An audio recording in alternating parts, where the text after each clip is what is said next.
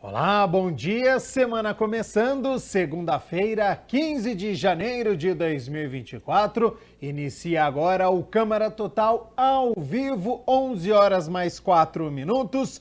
Muito obrigado pela sua companhia, pela sua audiência e participe, envie a sua mensagem para o número do nosso WhatsApp. 19 é o nosso DDD. Para você que é de Campinas e região, pode ir direto através do 978293776. Eu vou repetir para dar tempo de você anotar aí, hein? 978293776. Ou você tem a opção de enviar esta mensagem para a gente poder conversar nesta segunda-feira através do nosso QR Code. Está com o seu celular aí perto? Pegue o celular para você ver que dá certo, viu? Você vai abrir a câmera do seu celular e vai apontar aqui, ó, para este QR Code.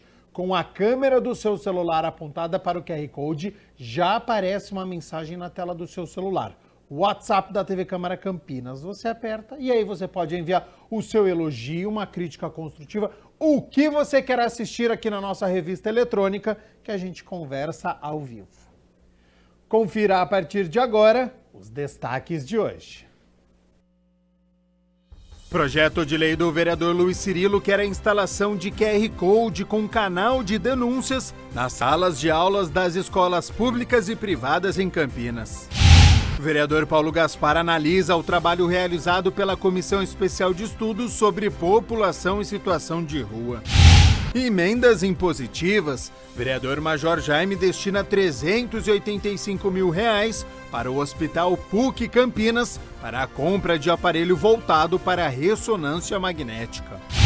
E no esporte, Guarani perde para Corinthians nos pênaltis e está eliminado da Copa São Paulo de Futebol Júnior. Ponte Preta é derrotada pelo Atlético Paranaense e também dá adeus à competição. E olha só, o Aeroporto Internacional de Viracopos está na lista dos 10 aeroportos mais pontuais do mundo em 2023, na categoria Porte Médio, que compreende uma movimentação entre 10 milhões a 15 milhões de passageiros ano. E é o único aeroporto da região sudeste aqui do Brasil a figurar nesta lista. É uma notícia positiva, por isso nosso repórter, o André Aranha, está lá no aeroporto e vai nos contar mais números e se existem novas rotas saindo daqui de Campinas para este ano de 2024. Então, André, seja bem-vindo e bom dia.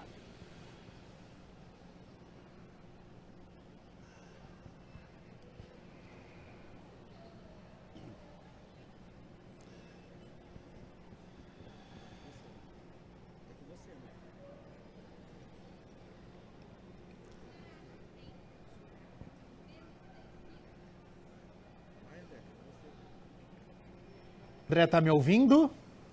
Bom dia para você, Gabriel Castro, bom dia para todo mundo acompanhando o Câmara Total.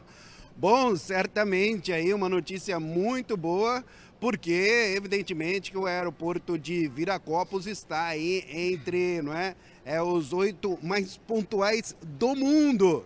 Então, quer dizer, aqui no Brasil apenas Viracopos e Brasília. Isso, evidentemente, categoria porte médio. Compreende, como você disse, de 10 milhões a 15 milhões de passageiros por ano. Inclusive, eu tive a oportunidade de conversar com algumas pessoas. Antes de mais nada, deixa eu falar um bom dia aqui para o Marco, que está conosco aqui, representando o Aeroporto Internacional de Viracopos. Já já a gente vai ouvir o que falou os passageiros, mas gostaria que o senhor falasse como recebe, evidentemente, esta notícia importante. É um levantamento de uma empresa especializada, que é o aeroporto de Viracopos, aí na 8ª colocação do mundo. Bom dia. Olá, André, bom dia a todos que nos assistem. Um prazer estar aqui com vocês, um prazer falar com a TV Câmara novamente. A gente recebe com muita satisfação, O aeroporto de Viracopos ele tem se mostrado ao longo dos anos, aí, principalmente de todo o tempo que nós estamos aqui operando o aeroporto, né, mais de 12 anos, como um aeroporto premiado. Nós temos uma operação que nos traz muito orgulho e, mais uma vez, né, figurando aí como um dos aeroportos mais pontuais do mundo. Isso para nós é motivo de muito orgulho. Bom, já já a gente vai entender por que, não é, o aeroporto de Viracopos está aí tão bem classificado, mas antes vamos acompanhar algumas entrevistas que eu fiz com passageiros aqui do aeroporto de Viracopos que falaram a respeito dessa situação. Olha só. Eu vejo que é uma instalação muito organizada, bem tranquila, com bastante suporte, com bastante área, né? Eu acho que isso contribui bastante para esse controle e departamento de segurança e também de horário, né? Pois é, no Brasil tem Viracopos e, se eu não me engano, o de Brasília no top 10. Te surpreende essa informação ou você já imaginava isso? Olha, me surpreende, mas por outro lado eu acho que eu também imaginava, acho que Campinas tem uma boa estrutura, né? Eu acho que Viracopos foi muito bem planejada para que a gente conseguisse ter esse conforto e respeito, né, com o passageiro. Eu acho que me surpreende pelo lado positivo, né, pela localização que a gente vive, né, uma cidade metropolitana, mas também a gente sabe que a gente tem uma capacidade muito boa para fazer essa organização, sim. Não tenho nada a reclamar, é realmente um aeroporto muito bom, né? E a gente tem a tranquilidade de ter tudo sinalizado, tudo bom, e as filas também não são tão grandes assim. Muito bom, só tenho a agradecer mesmo, um dos melhores aeroportos. Você sente na prática, então, essa pontualidade? Na prática, sim, né? Apesar que o Cofins também, né, que é de Minas, onde eu estou indo desembarcar também, muito bom também. Vai passear onde? Eu vou voltar para casa, estou passeando aqui. Está passeando em Campinas, vai voltar a Belo Horizonte? Vou voltar para Belo Horizonte. Gostou de Campinas? Gostei, também fui para casa do meu sobrinho que é em Bauru, conheci Jaú, e Brotas também. Muito boa essa região aqui. São Paulo, terra da garoa e terra muito boa. Eu gosto daqui. Cada vez que eu viajo, eu venho para cá. O atendimento é muito bom. Tranquilo, né? Porque não demora mais que 15 minutos. Que horas que está marcado o seu voo? Não, eu desci agora. Já desembarquei. Não. Quando você foi tranquilo, não teve atraso? Tranquilo. Saí de Santa Catarina. E voltou para Campinas hoje? Está voltando hoje? Faz quantos dias que você estava em Santa Catarina? Não, eu moro lá. Ah, você mora em Santa Catarina? Lá. Uhum. Então você usa com frequência o aeroporto? Bastante. A cada vez que tem viagem a trabalho, a gente vem ou Campinas, ou para uma feira agrícola, ou algo nesse sentido, a gente vem para cá. E sempre sentiu tranquilidade aqui? Tudo? Sim, é bem tranquilo. Eu acredito que é fato, né? Porque eu nunca tive dificuldades nas oportunidades que me foi concedida, nunca tive nenhum atraso aqui, não. Você costuma usar até com uma certa frequência? Sim. Na medida que eu posso, eu prefiro vir para Campinas. Geralmente eu vou para Ribeirão, né? Mas ultimamente tem vindo para cá. E realmente tem sido bem pontual.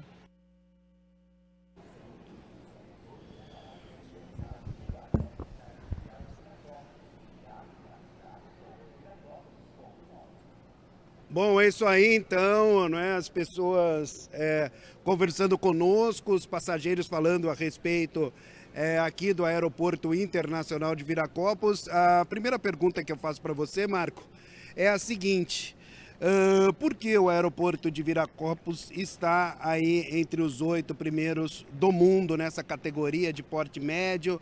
Compreende, confirmando a informação, de 10 a 15 milhões de passageiros por ano. Por que você acredita que o aeroporto de Viracopos está tão bem classificado? André, acho que algumas coisas nos levam a isso. Primeiro, é uma infraestrutura de grande relevância, uma infraestrutura com nível de serviço excelente, onde temos aqui a maioria das operações, a maioria absoluta das operações em pontes de embarque. Então isso traz muita agilidade no processo de embarque e desembarque de passageiros. Outro fator que eu chamo a atenção é a condição climática do aeroporto aqui da nossa região. O ano passado, para a gente ter uma ideia, o aeroporto ficou por apenas 54 minutos indisponível por condições climáticas. Isso é um número muito baixo, né? 54 minutos é menos de 1 hora indisponível por condições climáticas. Com certeza reflete na pontualidade das operações. Outro fator de destaque é a operação. A operação em Viracopos é uma operação orquestrada de maneira formidável pelas nossas equipes, pelas equipes das companhias aéreas e pelos órgãos anuentes que trabalham, né, juntamente na operação do aeroporto. Então isso tudo contribui demais para que os resultados apareçam e reflitam na pontualidade. Então não acaba, diante de tudo isso, né, colocado, não é surpresa? É uma surpresa porque a gente está falando numa colocação a nível mundial.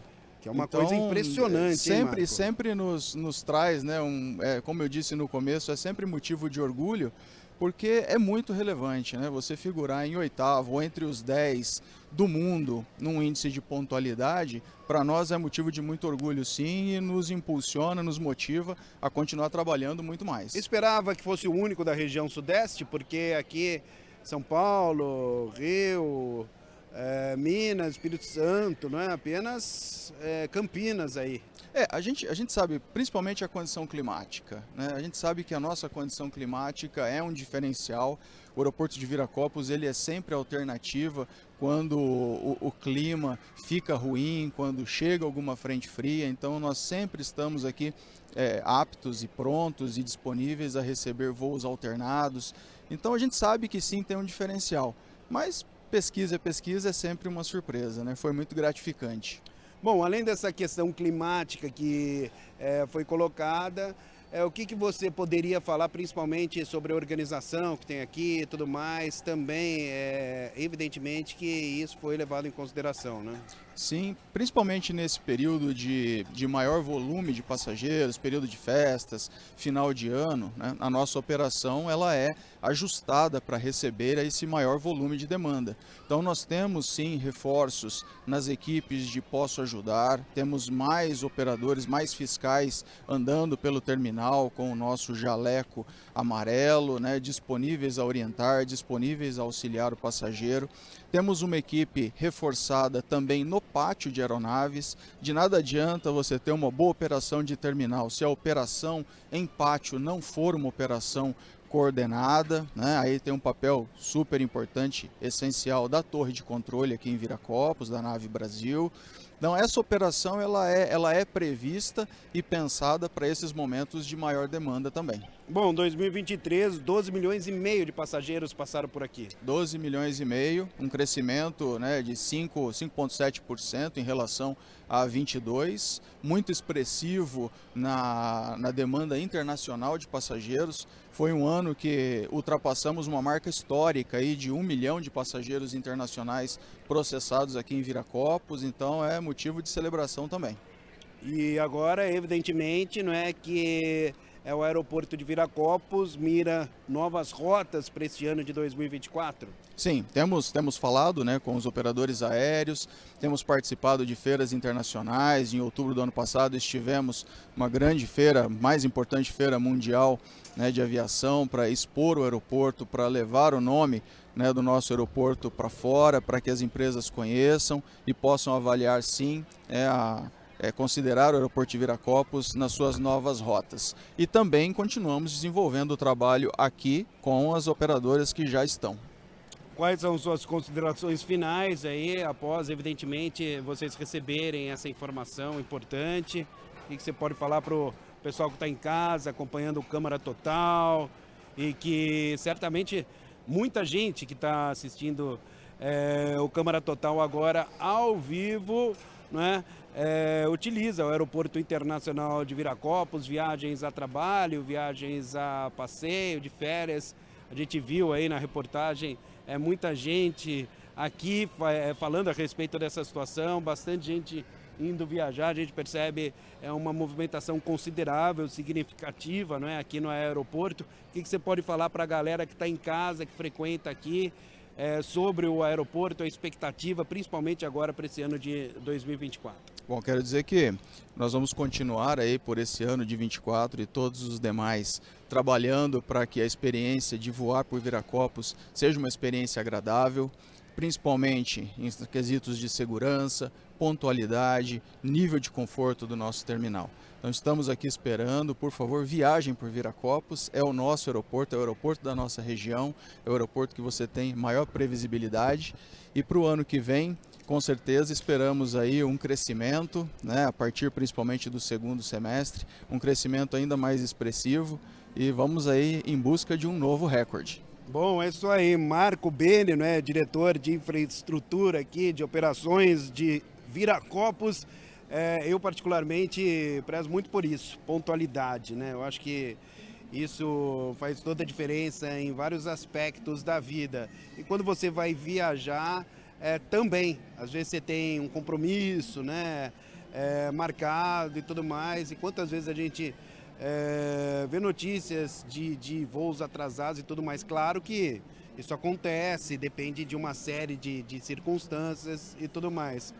Mas se não for se não for algo corriqueiro, já é muito bom. E Viracopos, então, tá de parabéns aí por estar, tão bem classificado, gente. O aeroporto aqui de Campinas não é o único da região sudeste, um dos 2 únicos do Brasil nesta categoria, de porte médio, que tem uma outra categoria menor, né, Marco? Sim, sim. Menor, que daí tá, se eu não me engano, Belo Horizonte Recife e Recife. E Belo Horizonte, exato. Pois é, mas nessa categoria que é porte médio, compreende aí de 10 milhões a 15 milhões de pessoas por ano. Apenas Brasília está na frente aqui no Brasil de Viracopos, de Campinas, né, Marco? Então, exatamente. Isso é muito legal. Que sirva aí de referência para outros aeroportos. Bacana. Muito obrigado, um prazer estar com vocês, sempre à disposição. Valeu, muito obrigado. Conversamos então aqui diretamente do Aeroporto Internacional de Viracopos com vários passageiros, também com o Marco, que atendeu gentilmente ao vivo a nossa reportagem, falando a respeito deste feito importante, não é? A gente abordou, repercutiu bastante essa situação do Aeroporto Internacional de Viracopos, que está prezando pela pontualidade e está aí na 8ª colocação no ranking mundial, divulgado, evidentemente, por uma empresa aí especializada em aviação. Eu volto com você, Gabriel Castro, e ótima semana para você e para todo mundo. Ótima semana para você também, André Aranha. Quero agradecer a disponibilidade do tempo, as informações que foram passadas aqui pelo Marco Beme, ele que é diretor de infraestrutura e operações de Viracopos. Bacana demais, né? Notícia positiva, então, a pontualidade, um dos aeroportos mais pontuais aí do mundo, estando no top 10. E é aqui para a cidade de Campinas, que só tem a beneficiar com isso. Muito bacana e saudades de um aeroporto. É bom demais viajar. Bom, vamos seguir aqui com o nosso Câmara Total ao vivo nesta segunda-feira. Vamos falar sobre emprego? Atenção, hein? Você que está nos acompanhando, está disponível para o mercado de trabalho, está em busca de uma oportunidade ou quer mudar de área, está insatisfeito, preste atenção porque nesta segunda-feira 131 vagas estão disponíveis aqui para a cidade de Campinas, por isso que eu já estou aqui com o site aberto, o cepat.campinas.sp.gov.br. Assim que você digita este site, esta é a página inicial que você vai encontrar e aí nós vamos clicar aqui em vagas de emprego para a gente poder ter acesso a todas as vagas. Lembrando, só um pouquinho antes das vagas, assim que você identificar uma vaga que você se encaixa, que você se interessa, você precisa fazer um agendamento prévio através do portal do Cidadão. Então você vai digitar lá o Cidadão sem o tio, .campinas.sp.gov.br e aí você vai agendar então para poder conversar em uma das 3 unidades do CEPAT Campinas. Vamos então às vagas que estão disponíveis aqui para a cidade de Campinas e algumas também aqui para a região. Atenção, você que é auxiliar de manutenção elétrica e hidráulica, são 2 vagas, é preciso ter o ensino médio completo, experiência de 6 meses, o salário é de R$ 1.572 e a empresa fica na Vila Industrial. Ajudante de obras para o SEASA, 5 vagas disponíveis, não precisa ter escolaridade, não está exigida, experiência de pelo menos 5 meses, salário de R$ 1.977. Você que é analista de recursos humanos, é preciso ter um ensino superior completo em recursos humanos, ter experiência de 6 meses, o salário de R$ 2.300. A empresa fica no centro aqui de Campinas. Auxiliar administrativo, são 3 vagas, ensino médio incompleto, porque é uma vaga de estágio, então precisa estar cursando o 2º ano do ensino médio ou curso técnico em marketing, administração. Salário é de R$ 900 para o Jardim Dom Bosco. Você que é auxiliar de contabilidade, tem vaga aqui para a cidade de Campinas. Auxiliar de cozinha, auxiliar de limpeza, são 4 vagas. Auxiliar de manutenção predial, auxiliar de restaurante, cozinheiro geral também, tem uma vaga disponível. Eletricista auxiliar, eletricista de instalações, uma vaga, precisa ter o ensino fundamental completo, salário de R$ 2.500, mais um adicional de periculosidade, fica no Parque Viracopos. Instalador de estação de TV, são 20 vagas disponíveis aqui para a cidade de Campinas, precisa ter o ensino médio completo, não precisa ter experiência, salário de R$ 1.412, mais um adicional de 30% de periculosidade, fica no Jardim São José, a empresa. Instalador e reparador de linhas e aparelhos de telecomunicações, 5 vagas para jardineiro, para a cidade de Paulínia, portanto aqui na região. Você que é marceneiro, tem vaga disponível, salário de R$ 3.000 na Vila Holanda. Montador, você que é pedreiro, tem 2 vagas disponíveis aqui para a cidade de Campinas, lá no Parque Viracopos. Pintor de obras, promotor de vendas, repositor de mercadorias, serralheiro, tem também para soldador, supervisor de vendas de serviços, vendedor interno. Tem a segunda página para você ver então completo as 131 vagas que estão disponíveis aqui para a cidade de Campinas. Se interessou por uma dessas vagas? Foi lá no portal do Cidadão, fez o seu agendamento? 3 unidades do CEPAT Campinas aqui no município. A unidade do centro fica na Avenida Campos Sales, número 427 no centro, das 7h30 da manhã às 4h30 da tarde. Tem a unidade do Ouro Verde, na Avenida Rui Rodrigues, número 3.900, no Parque Universitário. Essa unidade fica dentro do Shopping Espaço Ouro Verde, no 1º andar, das 8 horas da manhã às 4 horas da tarde. E tem a unidade do Campo Grande, na Rua Manuel Machado Pereira, número 902, fica ali em frente à Praça da Concórdia, também das 8 horas da manhã às 4 horas da tarde. Portanto, falamos sobre emprego aqui no Câmara Total, 131 vagas disponíveis aqui para a cidade de Campinas, através do Centro Público de Apoio ao Trabalhador. Bom, a gente segue aqui com as notícias da metrópole. Ano novo, vida nova. E para a Guarda Municipal de Campinas, é ano novo, uniforme novo. Confere aí na reportagem do repórter Rafael Turati. A Guarda Municipal de Campinas vai começar o ano de 2024 com uma novidade no visual dos GMs. Isso porque a corporação, no final do ano passado, trocou as fardas dos guardas. A mudança ocorre no material das roupas. Antes, todo o uniforme azul escuro era fabricado com hipstop, um tecido desenvolvido com fios de nylon mais resistente, que aguenta situações de desgaste e, quando rasgado, não desfia. A corporação nossa, os nossos guardas, eles trabalham com uma quantidade de equipamentos muito grande, né? No dia a dia, no cotidiano, por incrível que pareça, trabalhamos com um peso de 7 a 8 quilos de equipamentos, contando coturno, calça, cinturão, colete, armamento, dá um total de 7 a 8 quilos. Isso num trabalho diário, né, de 12 horas de trabalho para mais às vezes. O mínimo 12, isso sobe.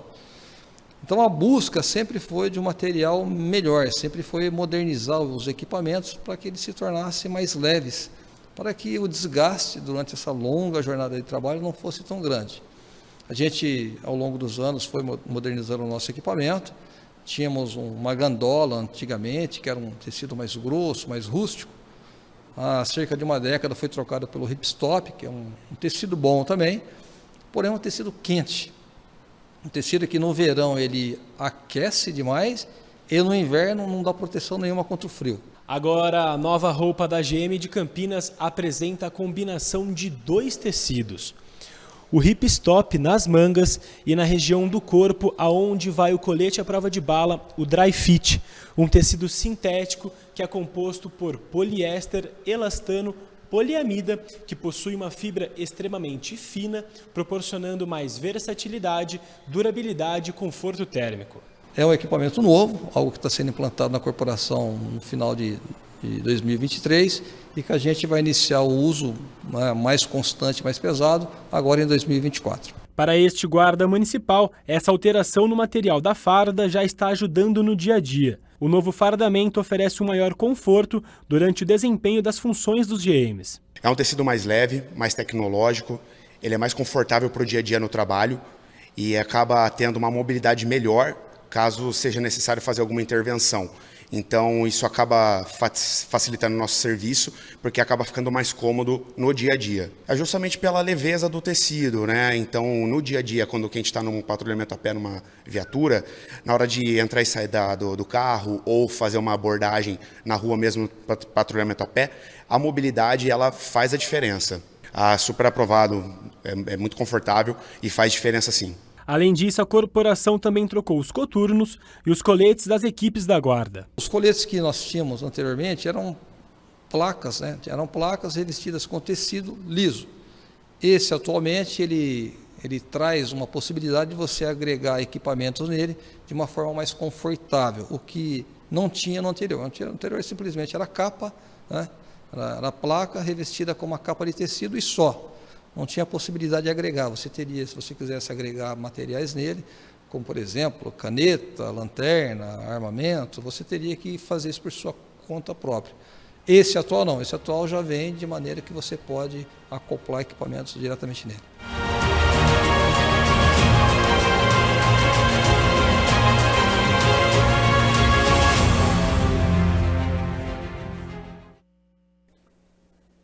O Conselho Tutelar é um órgão público municipal que representa a sociedade na proteção e garantia dos direitos de crianças e adolescentes, fiscalizando ações ou omissões do Estado ou dos responsáveis legais que resultem em violação ou ameaça a esses direitos, conforme estabelecido pelo Estatuto da Criança e do Adolescente.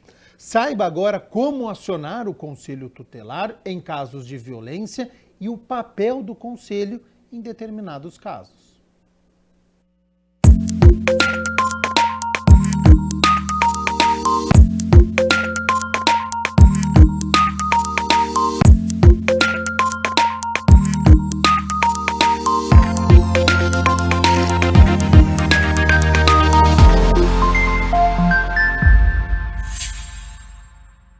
A denúncia deve ser feita primeiramente ao Conselho Tutelar, que é o órgão responsável por zelar pelo cumprimento dos direitos da criança e do adolescente. O Conselho Tutelar, cada conselho tem um número de referência, então a pessoa pode entrar no site da Prefeitura e pegar o número do seu conselho, ou ela pode ligar no Disque 100, a denúncia pode ser anônima, ela faz as referências e essa denúncia é encaminhada direto para o Conselho. Quais situações?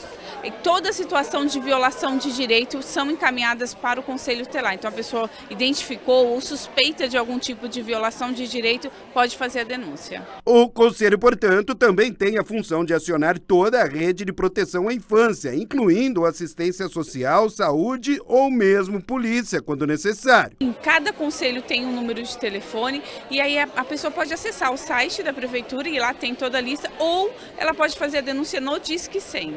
O Disque 100 é um sistema gratuito de denúncias mantido pelo governo federal para monitorar violações de direitos humanos. Funciona 24 horas. É por isso que o papel do Conselho Tutelar é super importante. O papel inicial que ele tem que saber é que ele zela pelo cumprimento dos direitos, né, de acordo com a lei. Então, enquanto a família, a sociedade e o Estado devem cumprir o direito, o Conselho vai zelar por esse cumprimento. Então, a partir do momento que ele é acionado, ele vai perceber quem pode estar violando esse direito para que seja aplicada uma medida de proteção a esse respeito. As pessoas elas acionam o Conselho Tutelar e aí, é feita uma visita, como é que é? Então, Então, aí depende. Igual a linguagem jurídica, depende. Por quê? Depende do que foi passado, depende do cadastro que já tenha, depende da rede que já está atendendo, mas inicialmente, em geral, se notifica a família para entender o que foi trazido. O Conselho lida com queixas, reclamações, reivindicações, solicitações feitas pelas crianças, adolescentes, famílias, comunidades e cidadãos. O papel do conselheiro tutelar ele é um grande articulador. Ele tem a função de zelar e guardar pelos direitos da criança e do adolescente, fazendo requisições, seja do poder público, da sociedade civil ou das famílias, para que elas cumpram com o seu papel de proteger os direitos da criança e adolescente. Como está a situação, secretária? Hoje em dia o Conselho Tutelar tem sido mais acionado? Nós temos vários acionamentos e nós queríamos viver em uma sociedade em que o Conselho Tutelar não precisasse existir, em que não houvesse violação de direitos de criança e adolescente, mas essa não é a realidade. Por isso o papel dele é tão importante e deve mesmo ser acionado. Qualquer indício, qualquer suspeita de violação de direito deve ser comunicado. A gente pede que faça a ligação no Disque 100 para que a gente possa fazer a averiguação e fazer os encaminhamentos necessários. Todos os dias, das 8 às 18 horas, todas as sedes devem estar abertas, exceto as quartas-feiras que tem atendimento específico de reuniões ou algo assim, mas o Conselho tem que estar funcionando com a sede aberta das 8 às 18, além dos plantões que aí a rede pode acionar 24 horas por dia, 7 dias por semana.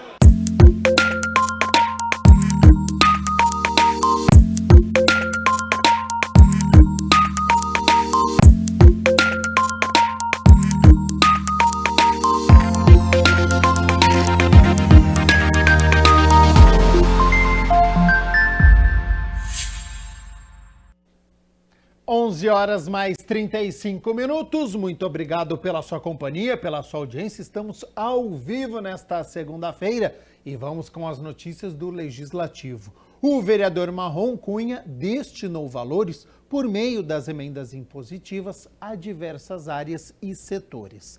A prioridade do parlamentar foi para a saúde e higiene bucal nas escolas, que deverão receber mais de R$570 mil. O vereador Marrom Cunha destinou valores por meio das emendas impositivas a diversas áreas e setores. A prioridade do parlamentar foi para a higiene e saúde bucal nas escolas, que deverão receber mais de R$570 mil em emendas impositivas no ano de 2024. Eu acho que hoje, como a gente mora numa região mais específica, da região do Campo Grande há mais de 40 anos, então a gente entende também as dificuldades, as necessidades que as pessoas dessa região precisam. Então eu acho assim, que hoje uma higiene bucal, que você passar a mostrar para eles como que funciona, por exemplo, você pega doenças imunes do coração, tem vários tipos de gengivite, tem muitas coisas que você pode prevenir na criança, nos jovens, nos adolescentes. Então, acho que isso é muito importante, esse trabalho nas escolas, nos postos de saúde. Eu acho que seria muito importante esse trabalho, que é, assim, preocupação do quê? Com a comunidade, com a nossa região e com Campinas inteiro, né? Segundo o vereador, ele percebeu essa situação há algum tempo, que era a necessidade da distribuição de kits. Isso já faz tempo, às vezes até acho que foi no ano passado, eu até conversando com a saúde a respeito da necessidade disso aí, esses kits para essas crianças, para mostrar para eles e trazer pessoas capacitadas, né, como os próprios dentistas, pessoas que vêm e mostram para eles como que funciona realmente. Então acho que isso aí que mais influenciou e a gente vê realmente a necessidade junto com a comunidade. Na área da saúde como um todo, o parlamentar também contemplou o Hospital Irmãos Penteado com uma emenda no valor de R$450 mil, além dos serviços da saúde mental, que receberão R$250 mil e mais R$120 mil para a Associação de Pais e Amigos dos Excepcionais, a APAI de Campinas. Ao setor de esportes e lazer, o parlamentar destinou 3 emendas impositivas, sendo o maior valor de R$540 mil para a construção de uma areninha no Jardim Florense 2. Além disso, para uma construção de uma quadra de basquete no Residencial Cosmos, foram destinados R$100 mil e outros R$35 mil foram para o custeio do campeonato amador. Para a Secretaria de Cultura, o custeio para eventos foram destinados R$238 mil e R$37. Também para a Secretaria de Cultura, a ONG Arte do Saber recebeu R$60 mil. Para serviços públicos, a manutenção do CEL Jardim Florense 2 recebeu R$25 mil. Também para serviços públicos, a base Areninha recebeu R$ 150 mil. Para a Secretaria de Assistência Social, a ONG Seta Trabalho Assistencial recebeu R$ 140 mil. Ainda na Secretaria de Assistência Social, o Instituto Proteja recebeu R$ 40 mil. A Secretaria de Trabalho e Renda, para a compra de barracas, recebeu R$ 50 mil. Na Secretaria Municipal de Segurança, foi feito investimento com câmera de monitoramento no Jardim Florense 2, no valor de R$ 15 mil, totalizando R$ 2.786.037 em emendas impositivas. Para esse ano, o vereador espera que as emendas que não foram concretizadas sejam colocadas em prática. As emendas impositivas, o que acontece? Vemos de um ano aí, né, que ainda tem algumas emendas ainda que não foram concretizadas. Então, vamos para 2024, sabendo que vai ser um ano difícil, ano de eleição, né? E vamos trabalhar em cima, junto com a saúde, secretarias, para que possa realmente contemplar isso aí para a gente. O vereador Major Jaime destina R$ 385 mil ao Hospital PUC Campinas para a compra de aparelho voltado para a ressonância magnética. Confira. O vereador Major Jaime destinou 24 emendas impositivas para o Orçamento Municipal de 2024 de Campinas.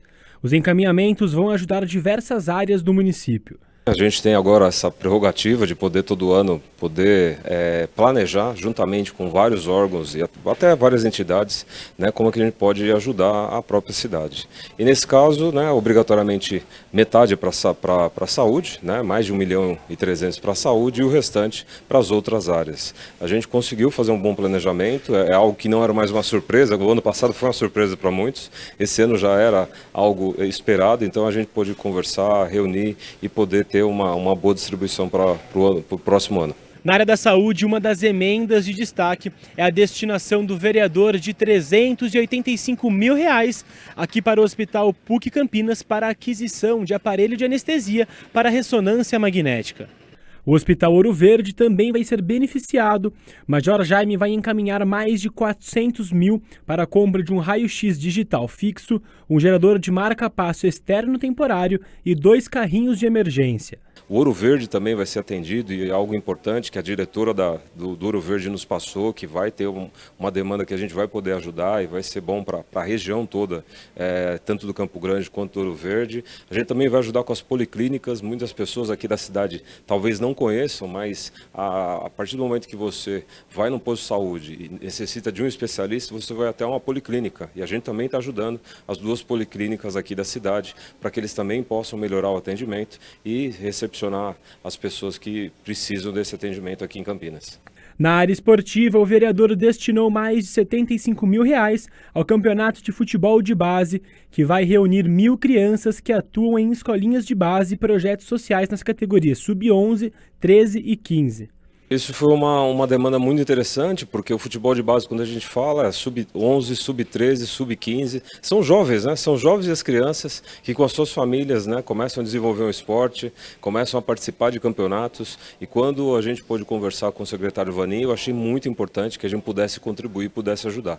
Pensando no setor cultural, o vereador também viabilizou 248 mil para a Secretaria de Cultura e Turismo. A gente fala, mas por que a cultura? A cultura, na verdade, abrange uma série de outros aspectos. Então, a gente vai poder ajudar o Centro de Convivência, com a sua feira, que tem lá já uma feira que tem quase mais de 50 anos. A gente vai poder ajudar também atividades ligadas à cultura, desenvolvimento, né, de jovens, de adultos. Outras áreas também, como a área de artes, né, Academia Campinense de Letras, né, para desenvolver outros projetos. Na cultura, eu tenho certeza que a gente vai ter, juntamente com a secretária, e por isso que a gente destina esse recurso, porque eu confio muito no trabalho que vem sendo feito na Secretaria de Cultura.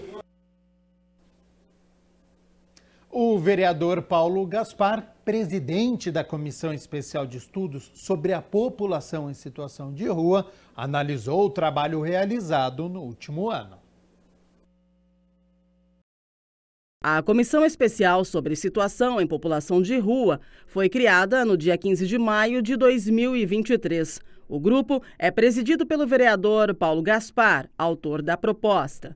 Além dele, compõem a comissão os vereadores Jair da Farmácia, Nelson Ossiri, Major Jaime, Cecílio Santos, Eduardo Magoga e Carlinhos Camelô. É uma problemática que não é de hoje, que não é exclusiva de Campinas, é no Brasil todo, no mundo todo. O problema é que vem se agravando. Uma comissão que já teve esse tema em outra legislatura e que agora é um novo momento, um novo contexto. E com certeza em outras legislaturas esse tema vai ter que voltar à tona, porque a tendência é aumentar. É um problema que não existe solução de longo prazo e que estruturalmente ele está relacionado com os 500 anos de história que nós temos e a problemática socioeconômica do Brasil, né? Essa é a causa do problema, que enquanto o Brasil for um país desigual e pobre como nós somos, essa tendência é sempre aumentar, porque a causa é a desestruturação das famílias, né, que acaba levando as pessoas para a rua. Um levantamento divulgado pelo Observatório Nacional dos Direitos Humanos aponta que Campinas é a 9ª cidade do Brasil com o maior número de pessoas em situação de rua. O estudo da plataforma do Ministério dos Direitos Humanos e da Cidadania informa que até julho do ano passado, a cidade concentrava 2.324 pessoas em situação de rua. O município ele vai acabar trabalhando aí na questão da saúde, da segurança, da assistência, que é na consequência do problema que ele já está ali tomando conta das ruas, não tem muito o que fazer. E aí existe uma inocência, uma ilusão da opinião pública de que você internando essas pessoas, tirando elas da frente, o problema está resolvido. A gente sabe que isso nem é possível mais, que já teve há 20 anos a reforma antimanicomial. Você não pode jogar ninguém lá para escanteio para tirar da nossa frente. Essas pessoas têm o direito de ficar na rua. Se internar também não vai resolver, porque a internação não cura ninguém, ela simplesmente desintoxica o organismo. Claro que existem casos extremos de esquizofrenia, pessoas que colocam risco de outra insegurança, que sim, isso já está previsto em lei, essas pessoas podem ser internadas, mas elas não vão ser curadas, é somente uma questão de segurança em si. Durante o ano de 2023, a comissão realizou 13 reuniões. Entre os assuntos referentes à população em situação de rua, está a criação de políticas públicas para essa população. Também foram abordados temas como o sistema de moradias temporárias individualizadas para mulheres e famílias em situação de rua, projeto arquitetônico modelo de um albergue moderno, com referência em projetos bem-sucedidos em outros países, segurança e saúde pública, ações de geração de trabalho, renda e trabalho das ONGs, que atuam com a população em situação de rua na cidade de Campinas. A moradia é o principal fator que o município ainda não trabalha, né? A segurança, saúde, assistência, todos os outros, trabalho e renda, já tem um trabalho razoável, mas moradia deixa a desejar, porque a política habitacional do município hoje, que está com a Secretaria de Habitação e Coab, ela simplesmente foca no fato de você ter contrapartidas de construtoras, oferecer apartamentos que vêm de contrapartida para o município, ele coloca à disposição das pessoas que são 40 mil cadastrados na fila da Coab. Essas pessoas vão ser só atendidas aqueles que têm condição de comprovar renda e não são os mais necessitados. Os mais necessitados não têm condição de comprar um apartamento, uma unidade, eles não vão ser favorecidos por programa nenhum. E aí tem um projeto que eu apresentei aqui na casa, há mais de 2 anos que está parado aqui, que é a alocação social, que é o aluguel subsidiado. Esse sim vai realmente atender essas pessoas que não têm condição e que precisam de ajuda, inclusive cumprindo uma dupla função, seja para diminuir a fila da Coab, seja para evitar que as pessoas vão para a rua e também para que a gente possa ocupar os vazios urbanos e requalificar o centro da cidade. Paulo Gaspar explicou sobre o planejamento da comissão para este ano. Existe somente a previsão de um encontro final com os próprios moradores de rua, seja lá no Centro Pop ou no caso da Cidadania a definir, e depois uma final para apresentar o relatório do vereador Cecílio, vai apresentar, Cecílio Santos, né? E a gente encerra os trabalhos da comissão. A aprovação do plano diretor e as revisões periódicas são quase sempre polêmicas, né? Porque impactam direta ou indiretamente a vida dos munícipes.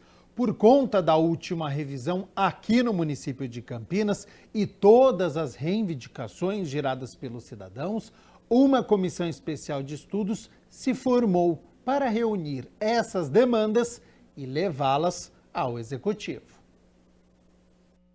A Comissão Especial de Estudos sobre o Plano Diretor e o Zoneamento de Campinas apresentou o resultado dos trabalhos dos últimos 2 anos. O presidente, vereador Permínio Monteiro, retomou a história da formação da comissão por uma demanda da população. Esta comissão foi constituída juntamente com o vereador Jorge Schneider, o vereador Luiz Carlos Rossini, onde eu estava presidente da comissão, mas mostrando que é possível a gente fazer essas adequações do plano diretor devido à procura de muitas pessoas que sofrem, né, com o plano que foi feito lá atrás, mas não atendeu todas essas demandas que eram necessárias.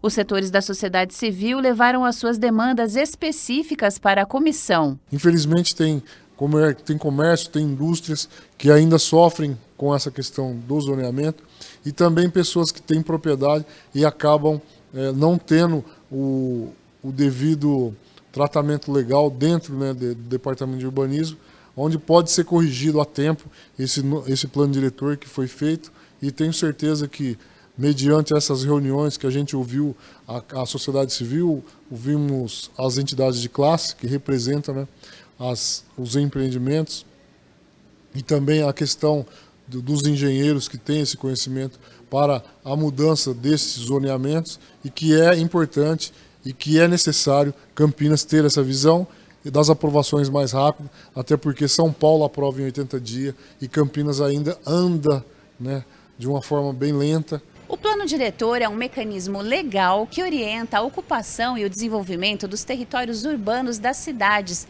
através de um pacto social entre os seus diversos agentes para garantir a qualidade de vida da população. A comissão gerou um relatório que será apresentado à Secretaria de Planejamento e Urbanismo do município. E é triste, né, a gente ver a forma que está sendo tratado essas questões do plano diretor. Mas deixo aqui a minha opinião, né, junto com os 2 vereadores que participaram da comissão, e tenho certeza que, mediante esse relatório que foi feito pelo relator, o vereador Jorge Schneider, a gente vai poder apresentar lá no Departamento de Urbanismo, exatamente na Prefeitura, para que seja feita essas melhorias e, com certeza, poder atender essas demandas que foram solicitadas e as pessoas não conseguem se adequar com esse zoneamento anterior. E com certeza também vai poder ser uma grande conquista, porque a comissão foi feita de uma forma muito serena e com muita responsabilidade, onde a gente expôs a transparência das reuniões, inclusive transmitido pela TV Câmara ao vivo, onde teve a participação de todas as entidades de classe e a sociedade civil em geral. Projeto de lei do vereador Luiz Cirilo quer que todas as escolas públicas e privadas aqui do município de Campinas fiquem obrigadas a instalar nas salas de aula um QR Code impresso com um canal de denúncias. Entenda. O projeto de lei do vereador Luiz Cirilo estabelece obrigatoriedade de instalação de dispositivo QR Code com canal de denúncias dentro das salas de aulas das escolas públicas e particulares em Campinas. Eu entendo como fundamental facilitar a vida daquela pessoa que está sendo vítima de violência, vítima inclusive de bullying, vítima de assédio sexual ou moral. E hoje nós estamos deparando com essas situações. É muito comum você ver um noticiário onde que dentro de uma escola, crianças, bons alunos, professores, funcionários da rede municipal ou estadual acabam sofrendo esse tipo de agressão, por parte ou de alunos ou não. E nós temos que facilitar a denúncia. Então, essa pessoa que foi vítima dessa violência, seja de qualquer maneira, para que ela denuncie, ela tem que chegar na casa dela, falar com o pai dela, ou ela entrar em contato com um órgão público para que possa fazer a denúncia. O grau de dificuldade é muito grande e essa denúncia não chega no destino. Haverá um link direcionado aos canais de denúncias da escola ou do Conselho Tutelar Municipal, com o objetivo de coibir e prevenir condutas abusivas, como bullying, maus tratos, assédio moral e assédio sexual. Eu objetivei com esse projeto criar um QR Code e colocar em todas as escolas para facilitar a vida da vítima, para facilitar a vítima de todos aqueles indivíduos de boa índole que estão sofrendo algum tipo de agressão. Então, hoje em dia é muito comum os jovens, as crianças terem celulares. Então, com o celular, ele acessa o QR Code e ele pode fazer quase que instantaneamente a denúncia, facilitando, inclusive, ele no clamor daquele problema, ele pode, com muito mais assertividade, fazer uma denúncia para que aquilo seja apurado, se possível, de uma forma muito rápida, e depois de averiguado, constatando, a pessoa que cometeu esse tipo de violência seja punida exemplarmente.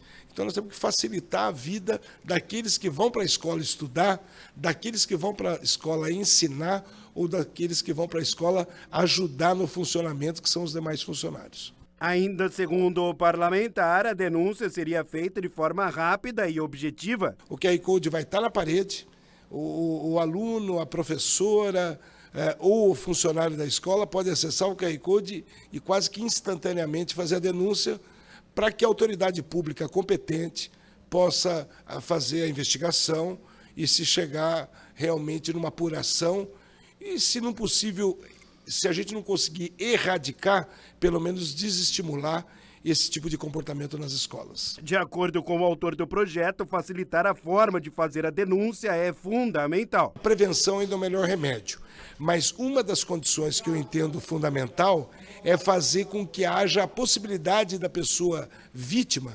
facilitar a denúncia. Então, ocorrendo, ou estando na iminência de ocorrer, aquela denúncia pode salvar uma vida, porque nós temos visto, são fatos reais, às vezes a violência física chega ao ponto de tirar a vida de um inocente.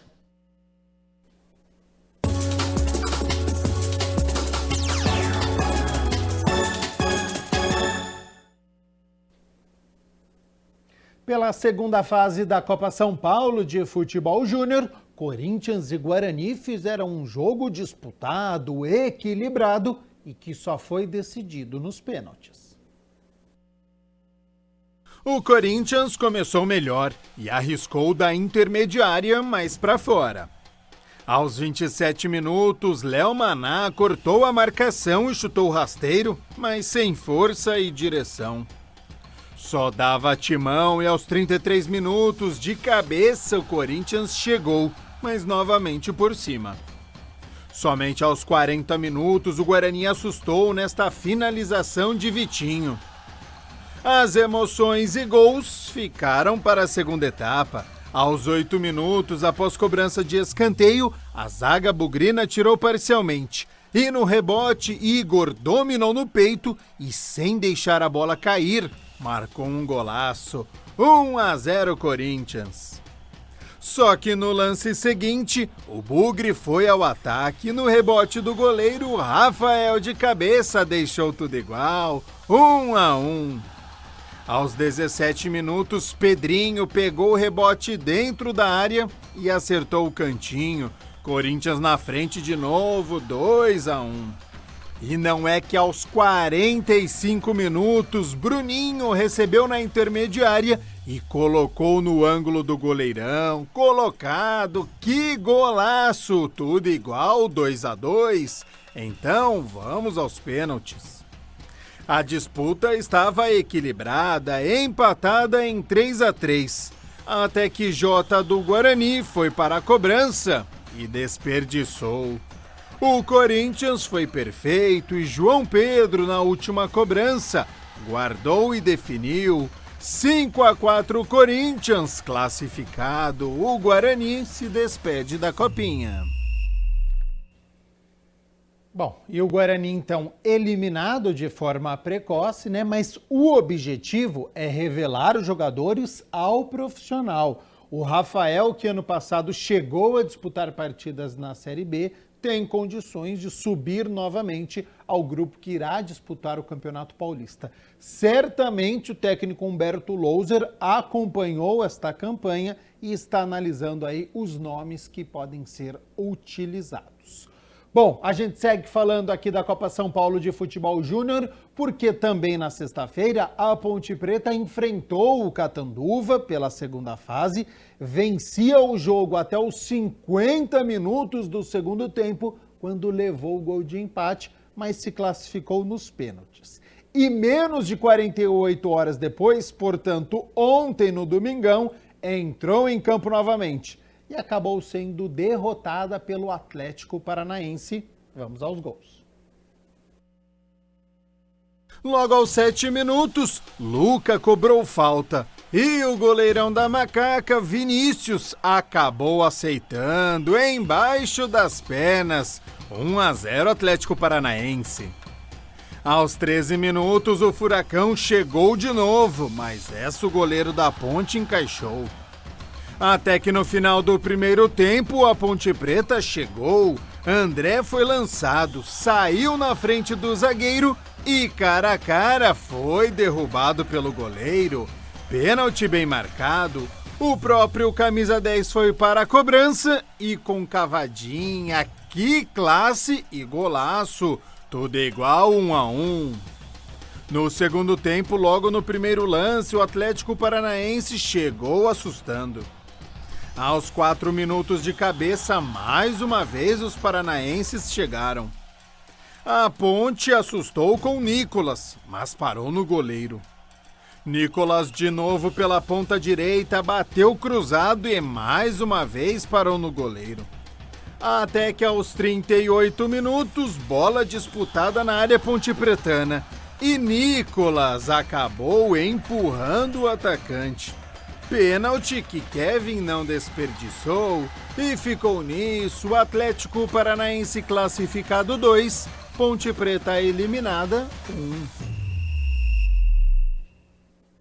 Jogo até que interessante da Ponte, teve oportunidades para virar a partida quando ela estava 1-1, mas acabou desperdiçando. E aí, com a falha do goleiro no início do jogo e o pênalti cometido no final, dá adeus à competição. 4 atletas vão integrar o elenco profissional: o goleiro Vinícius, o lateral direito João Gabriel, o volante Diego Domene e o meia armador André. Então o futuro do clube está encaminhado aí com os jovens valores. Ao longo desta semana, a gente atualiza a situação da equipe profissional, sobre contratações e também a estreia no Paulistão, que acontece neste fim de semana, hein? Então, é semana aí de reta final de preparação. A Ponte estreia diante do Mirassol aqui em Campinas, no estádio Moisés Lucarelli, e o Guarani sai para jogar contra o Corinthians lá em Itaquera. Durante esta semana, a gente fala mais sobre as duas partidas. 12:00 mais 1 minuto, vamos fazer o seguinte: primeira pausa, intervalo rapidinho aqui no Câmara Total, e na volta a Rúbia de Oliveira já está aqui nos nossos estúdios, porque tem entrevista ao vivo, não saia daí.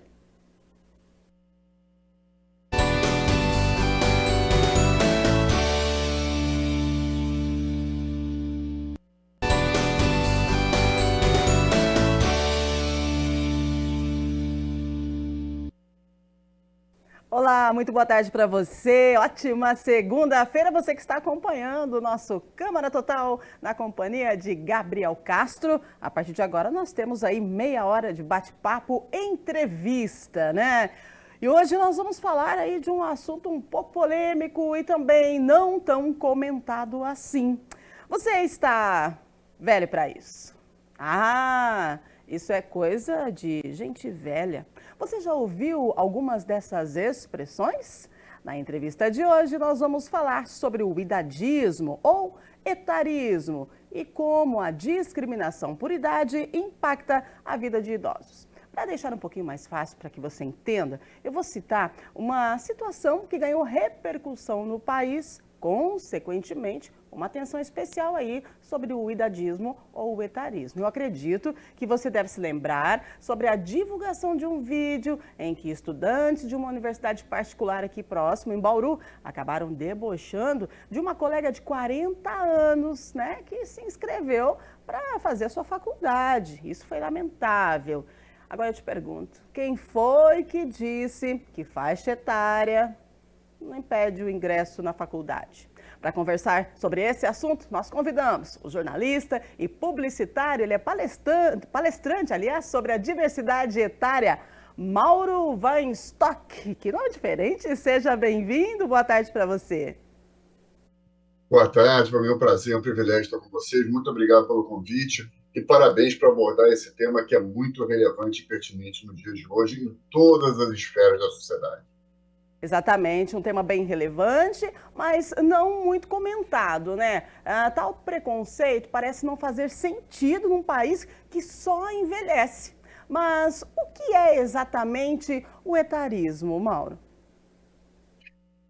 Foi muito bem que se colocou no início, etarismo, idadismo e ageísmo são 3 nomenclaturas para definir justamente o preconceito etário. E nessa abordagem é muito importante deixar muito claro que o preconceito etário é do jovem em relação ao mais velho e do mais velho em relação ao mais jovem. Todas as faixas etárias sofrem de etarismo, de alguma forma. Para vocês terem uma ideia, a Organização Mundial de Saúde fez uma pesquisa recente e divulgou que metade da população mundial, global, já sofreu alguma atitude preconceituosa em relação à idade. Então, em números, a gente está falando de praticamente 4 bilhões de pessoas. Então, um é mais velho, e aí não serve para alguma coisa, não entende tecnologia, e o outro é muito jovem, também não serve porque não tem experiência, e no meio do termo, como é que a gente fica? Outra pesquisa no mercado de trabalho, particularmente, uma plataforma chamada InfoJobs, detectou que no mundo corporativo formal, 70% dos profissionais acima de 40 anos já sofreram preconceito etário, e 24% entre 30 e 39 anos também. Ou seja, a gente entra no mercado de trabalho, por exemplo, já sofrendo de algum tipo de preconceito, independente da idade. E isso na sociedade também é muito claro, em vários níveis, em vários sentidos. Em qualquer lugar do planeta, infelizmente, a gente ainda vê esse tipo de coisa.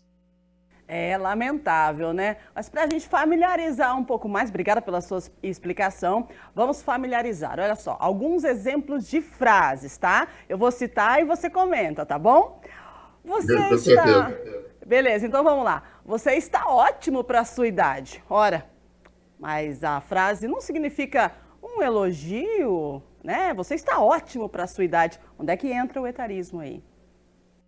É muito interessante você trazer essa frase, que muitas vezes as pessoas falam sem maldade, né? Mas embutem um preconceito lá. Então a gente tem que se controlar, a gente tem que tentar, na medida do possível, ir se policiando para que algumas terminologias não aconteçam.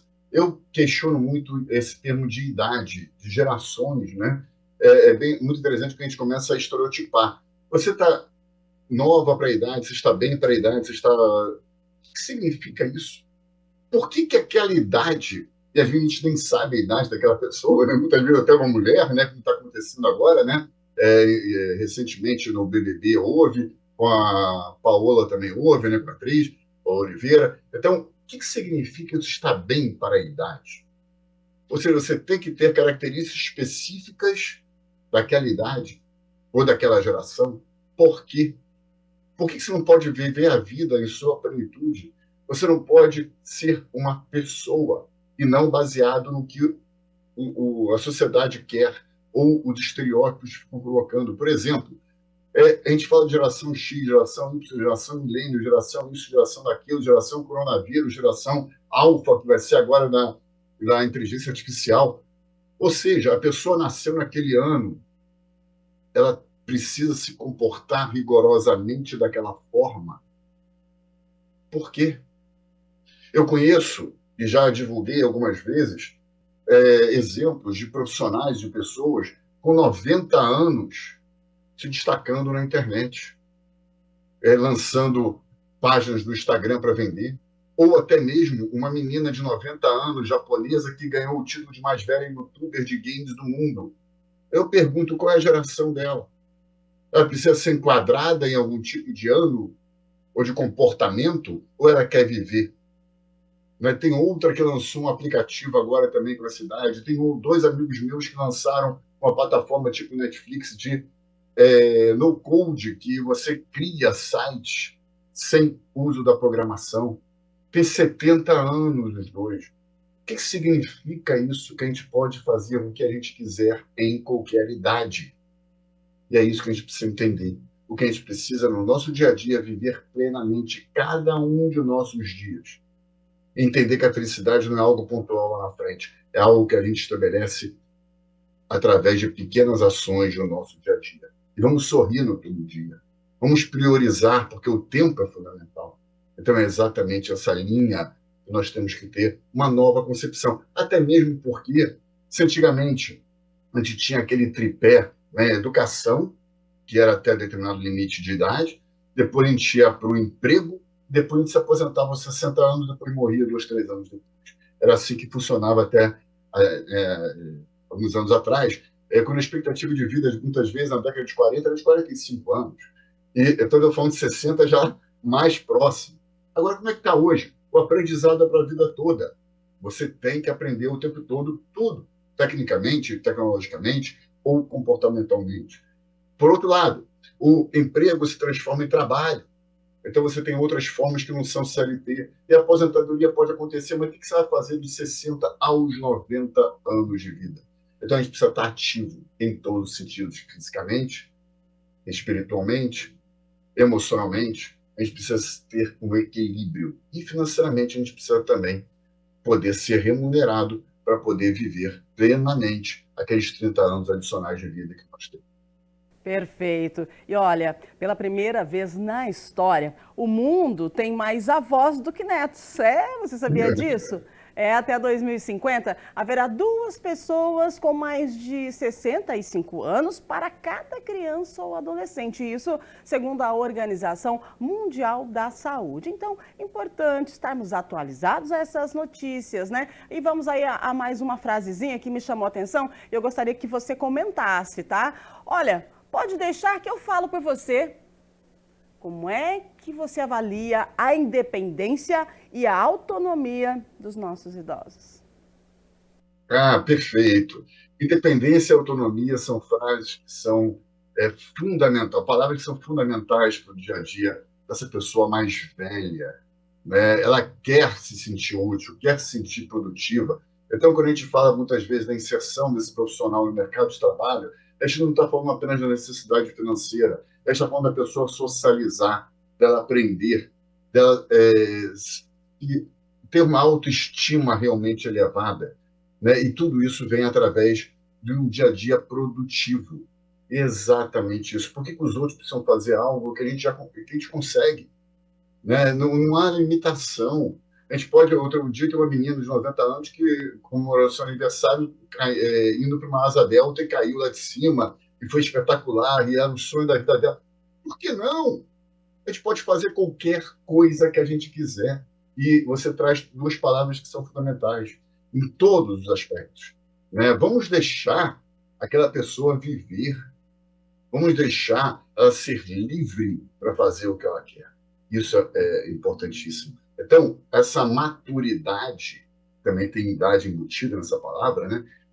Ela vem com o passar do tempo, a experiência vai se acumulando.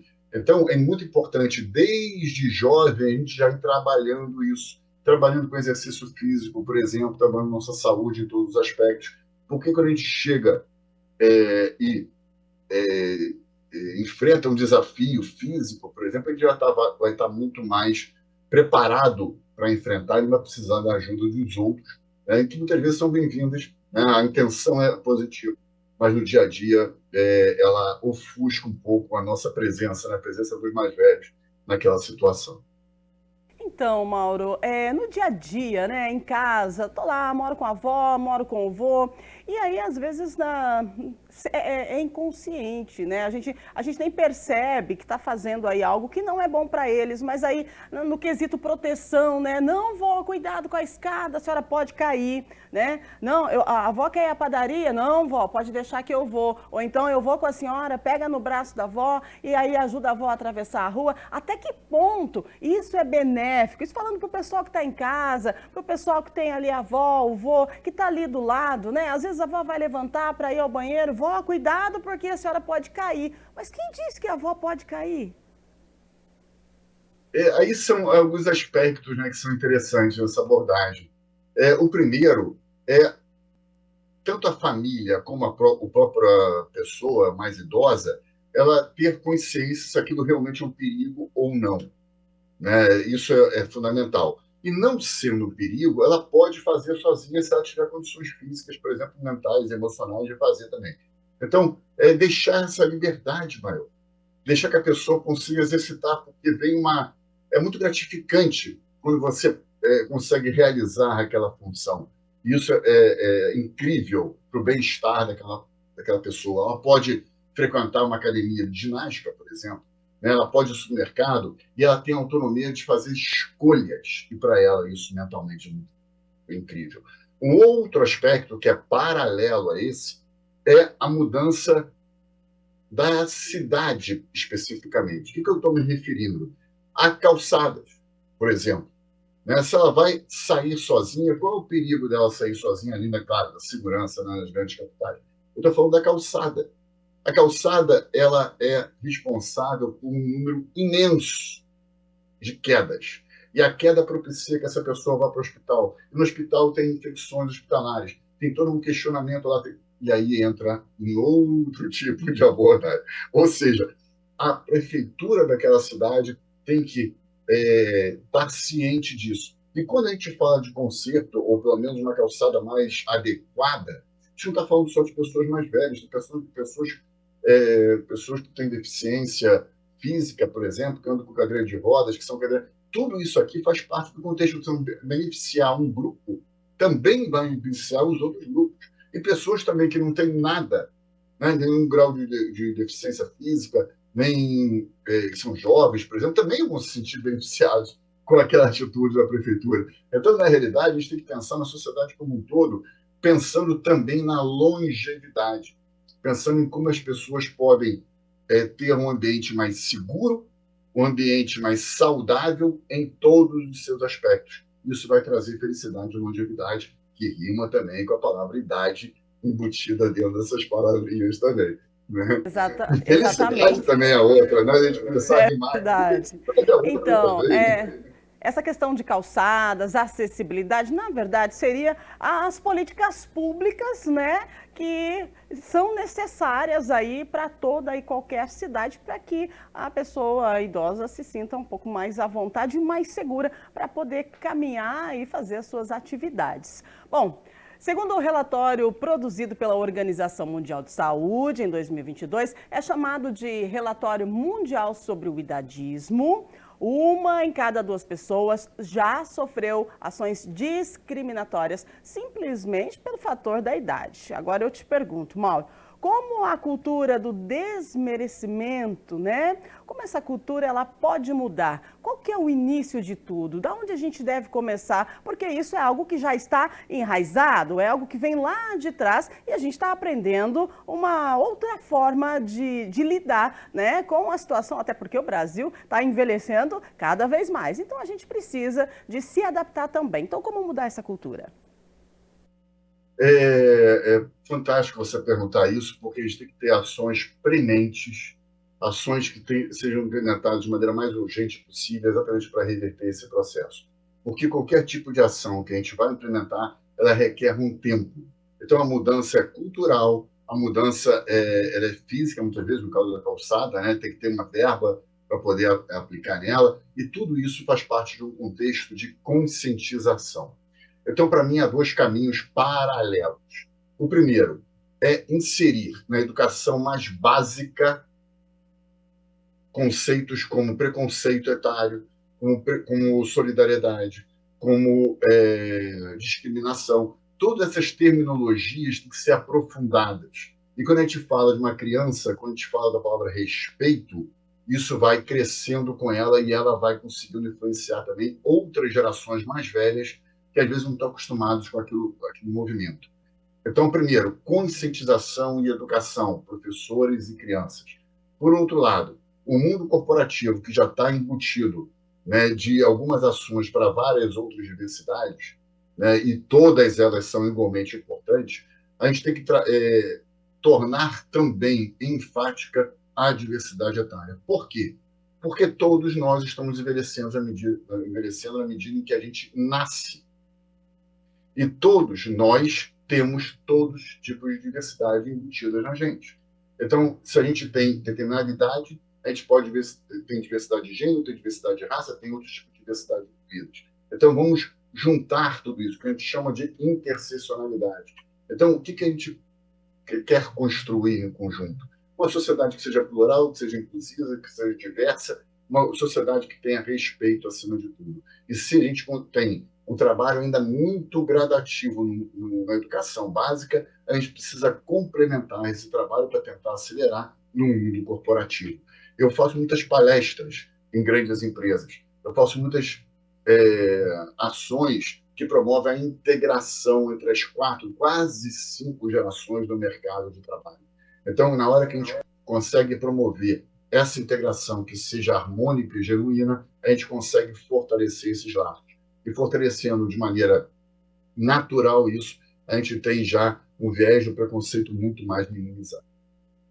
Exatamente. Nós estamos falando com o jornalista e publicitário, ele é palestrante sobre diversidade etária, é o Mauro Van Stock, né? E aí a gente está falando de idadismo, algo que a gente às vezes nem percebe, e aí etarismo também, a gente acaba falando algo assim que não é legal para quem ouve, mas a gente precisa mudar essa cultura, tudo bem, está tudo novo, a gente vai aprender, mas o importante é nós estarmos com informações novas e buscando sim aprender para nos adaptarmos a essa situação. Olha só, o Mauro falava sobre a educação, né?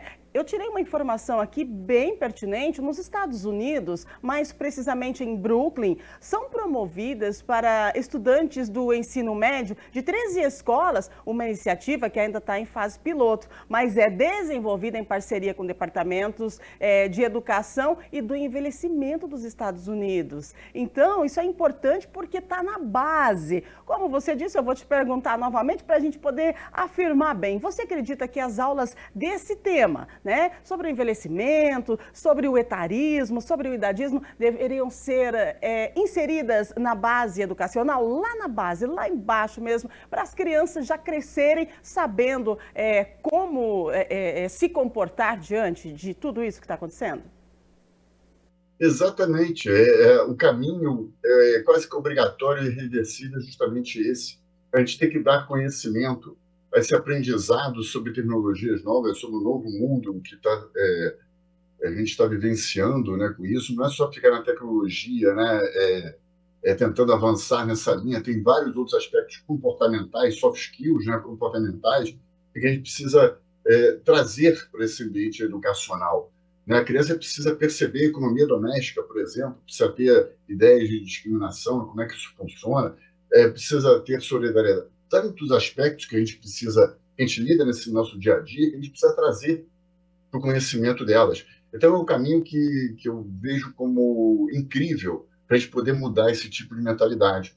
Então, é fantástico. Outro caminho também, que é tudo paralelo, que vem junto com essas ações, é justamente o entendimento de que cada um de nós hoje é um influenciador. Eu falei exatamente na tecnologia para trazer esse assunto na tona.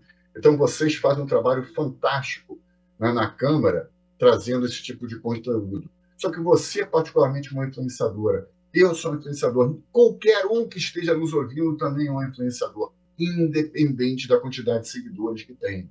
Por quê? A gente tem vários grupos no WhatsApp, a gente tem várias redes sociais. Então, se a gente assumir a responsabilidade de não apenas não ser etarista, mas ser, por exemplo, anti-etarista ou anti-preconceito, seja ele qual for, a gente vai ganhar em escala. Então, você é responsável por isso. Você tem que projetar nas suas redes exatamente uma campanha e ser ativo contra qualquer tipo de discriminação, preconceito. E se a tua voz é ouvida, você está multiplicando isso. E aí a gente vai conseguir reduzir o prazo para que a sociedade realmente seja muito mais inclusiva e consiga ser muito mais respeitosa, né? Porque cada um de nós tem uma história diferente, tem uma realidade diferente, teve experiências ímpares, e cada um de nós tem muito a ensinar e tem muito a aprender. E é exatamente isso que a gente tem que trazer para a nossa realidade. Perfeito. Agora, nós falamos, né, sobre ações do dia a dia, mas agora a gente vai falar de lei, porque sim, vamos entender que os padrões construídos na sociedade que desfavorecem as pessoas idosas, né, as impossibilitam de ter mais chance de aproveitar a fase, apesar de não ter o termo etarismo na legislação brasileira, o ato discriminatório está previsto em lei. De acordo com o Estatuto do Idoso, de 6 de outubro de 2023, o número da lei é 10.741, o artigo é 96. A pena de reclusão de 6 meses, olha aí, e 1 ano de multa para o seguinte caso: discriminar pessoa idosa, impedindo ou dificultando o seu acesso a operações bancárias, aos meios de transporte, ao direito de contratar ou por qualquer outro meio ou instrumento necessário do exercício da cidadania, por motivo de idade. E aí, Mauro? Fui vítima do etarismo, consegui identificar, não me senti bem, confortável com isso. O que eu devo fazer? São duas características que você mencionou que são bem interessantes. Primeiro, que é uma lei clara sobre isso, que falei que se citou. Perfeito, excelente. Só que essa lei, ela pode ser, de alguma forma, entre aspas, tá, burlada, né, de outra forma no mundo corporativo. Então, você não vai dar desculpa do etarismo, mas vai dar outro tipo de desculpa que não tem menor cabimento e não vai contratar aquele profissional que, na hora, você percebeu que era mais velho do que você imaginaria ou que você gostaria, não sei porquê, mas para contratar ele. Então, esse aqui é um tipo de etarismo velado, que acontece muito no mundo corporativo. Um outro preconceito é o etarismo econômico, como você citou também. Ou seja, algumas empresas rejeitando os profissionais mais velhos no sistema bancário, no sistema de saúde, por exemplo, e há milhões já nos tribunais sendo discutidos sobre isso. Pessoas que entraram na justiça reclamando desse tipo de coisa. E isso, infelizmente, a tendência é aumentar pela longevidade, pelo envelhecimento populacional. Então, as empresas precisam ficar atentas, porque a marca da empresa está em jogo ali. Né? Há canais hoje de denúncias, por exemplo, e dentro do mercado de marca, né? Quando a gente fala de marca de uma empresa, há uma responsabilidade, porque ela pode ser construída ao longo de anos e destruída por uma ação que aconteça preconceituosa. Então, a gente tem que tomar muito cuidado com isso também. Então, a gente tem que eliminar da sociedade qualquer tipo de preconceito, e particularmente o etário. O que é uma contradição quando a gente fala do mundo de consumo, do mercado de consumo, porque os 50 a mais, por exemplo, é a população que mais compra no Brasil, é a que tem maior poder aquisitivo, inclusive na internet. O e-commerce brasileiro é liderado por consumidores 50 a mais. Ou seja, além disso, ainda são consumidores que gastam dinheiro com as empresas. Ou seja, o mercado é fantástico. O potencial desse mercado é impressionante. Gira em torno de 2 trilhões de reais por ano. Então, tem que aproveitar. As empresas têm que aproveitar, de um lado, o potencial, a experiência e o conhecimento, e, por outro lado, também temos no mercado de consumo aproveitar esse público para poder também ampliar suas vendas. Maravilha. A internet como um todo, né? A gente percebe aí pessoas com 60 anos ou mais trabalhando na internet, fazendo muito sucesso nas redes sociais. Nós entrevistamos a semana passada aqui uma pessoa que ela tem mais de 1 milhão de seguidores e ela oferece, né, para os seguidores aí cursos de etiqueta, de como montar uma boa mesa, de como se vestir, de como se comportar em determinado local. Ela foi nossa entrevistada e foi um sucesso a entrevista. entrevista e é assim, algo muito bom porque a gente percebe que eles também, as pessoas que estão com 60 anos ou mais, elas procuram estar aí presente no mundo dos negócios. Mas, de acordo com o relatório global sobre idadismo, realizado pela Organização Mundial da Saúde, o tal idadismo ele está presente no mercado de trabalho, assim como você afirmou, né? Então, eu acredito que não poderíamos deixar de discutir aí a longevidade e realmente, né, falar um pouco do assunto explorando nas organizações. Como uma organização precisa fazer, então, Mauro, para poder combater o idadismo? Excelente. O primeiro ponto é perceber se no estatuto dela tem algum viés preconceituoso. Por exemplo, você falou de 60 anos. Há algumas empresas, grandes empresas, que instituem uma data para que aquele presidente da empresa saia daquele cargo quando completa a determinada idade, normalmente é 60, 62 ou 65 anos. Eu pergunto, se ele é respeitado, ele ou ela são respeitados pelo mercado, entregam resultados, por quê? Quando tem 59 anos, apaga a velhinha de aniversário e obrigatoriamente precisa sair daquela cadeira, apenas porque mudou a idade de 59. O que mudou na vida dessa pessoa? O que mudou naquela empresa? Se está entregando resultado, mantém. Se não estiver entregando, dispensa. Mas o que tem a ver isso com fator idade, com fator de gênero, com fator de raça? Não tem nada a ver com isso. Agora, por que a gente precisa instituir a aposentadoria compulsória? Isso é meio estranho. E aí muitos profissionais que saem do mercado, por exemplo, formal, aos 60 anos, vão criar uma consultoria, ou vão entrar numa consultoria. Aí sim serve. Porque ele é consultor, porque ele vira conselheiro, e aí, ok, aí vale a atuação dele profissional. Como é que é totalmente contraditório? Quando você pega um médico mais velho, normalmente você tem mais segurança com ele. Quando você pega um advogado que participou, que tem vários casos, né, que tem muita experiência também, por que no mundo corporativo tem que ser diferente? Então, entre as ações, a gente promove, primeiro, palestras de conscientização. Sem essa conscientização, a gente não consegue, sem essa sensibilização da equipe, a gente não consegue evoluir. Depois, a gente propõe algum tipo de ação dentro da empresa.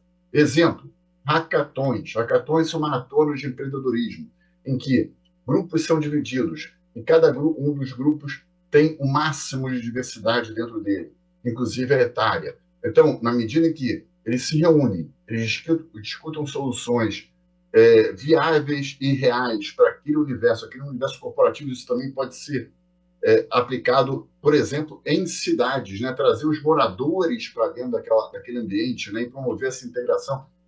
A solução é muito mais assertiva, a ideia é muito mais inovadora, a criatividade às vezes vem de uma pessoa que está lá naquele grupo lá e nunca atuou com aquela situação. Então, isso é inovação.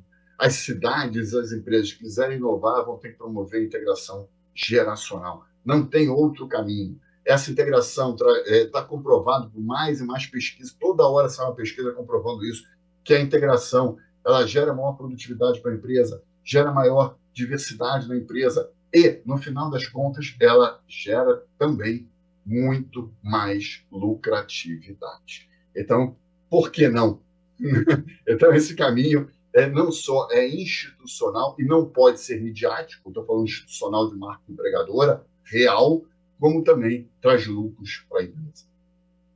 Nossa, que bate-papo legal, viu, Mauro? Muito obrigada pela sua participação, gente. Olha, estamos falando sobre a diversidade, né?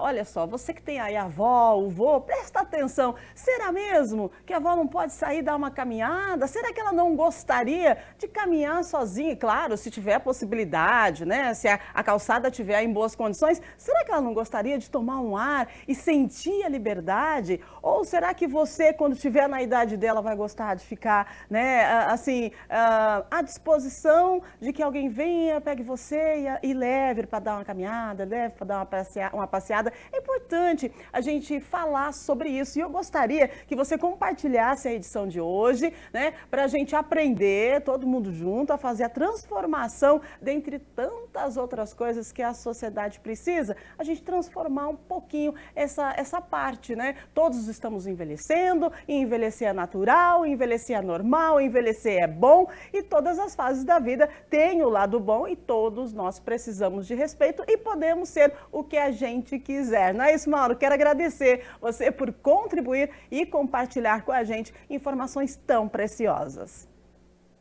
Maravilha, muito obrigado pelo convite novamente e graças a Deus que a gente está envelhecendo, né? Porque é uma diferença entre envelhecer e ficar velho. Todos estão envelhecendo, o que a gente não pode é ficar velho no sentido negativo da palavra, né? A gente precisa, essa pessoa que você citou, eu achei fantástico, tendo o teu exemplo, né? Olhar para dentro de casa, ela pode não só sair na rua, mas pode fazer um curso, pode aprender, pode trabalhar, né? Então ela pode estar vivenciando plenamente a vida dela e com isso trazer mais felicidade para o dia a dia. Exatamente isso.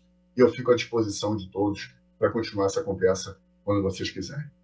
Maravilha! Mauro von Stock, jornalista, ele também é palestrante, é publicitário e a gente fala de um tema bem interessante e bem atual que precisa ser conversado entre a família, conversado aí, de repente você sai com o pessoal, vamos sentar, vamos jantar, vamos conversar sobre isso na empresa, vamos conversar sobre isso, é sobre isso, gente, mais respeito e claro, né, vamos dar mais atenção aí, porque estamos envelhecendo, né? Envelhecendo com saúde, envelhecendo com longevidade e também com assertividade nas nossas ações. Gente, é isso aí. Nós vamos ficando por aqui com a nossa entrevista de hoje. Daqui a pouquinho ele está de volta, Gabriel Castro, com mais informações para você no Câmara Total. E amanhã nós voltamos com mais um tema bem relevante para o nosso dia a dia. Beijo grande!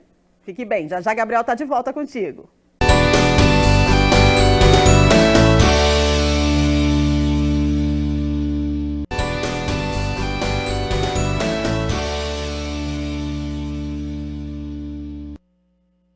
Meio-dia mais 38 minutos, muito obrigado pela sua companhia, pela sua audiência. Câmara Total de volta ao vivo nesta segunda-feira. E você que está nos acompanhando, sabia que os cachorros podem sofrer de pressão alta? Pois é, viu? Essa é uma doença que pode afetar gravemente o seu pet de forma silenciosa. Então, aprenda a identificar e a tratar a hipertensão do seu animal. A partir de agora, você fica com o nosso quadro É o Bicho.